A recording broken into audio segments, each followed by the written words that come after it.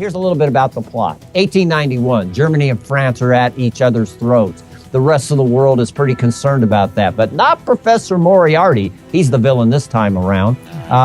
And of course, Moriarty was the villain in the books as well. Right. This time, Moriarty believes that a war would be very good for him personally because he'll get very rich. He owns a munitions company. He owns a bandage company. And so he's not ready and patient to wait for the war. He actually has a plan to cause a war. It's a business move.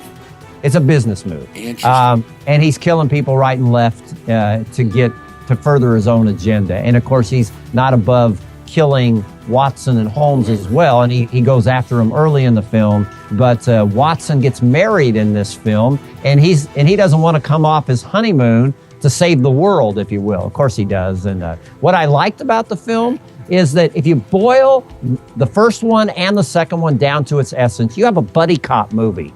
And although at times it looks like Watson is a little bit perturbed with Holmes, at the end of the day and when the dust settles, they care for one another. They have each other's backs. They'll risk their lives for each other.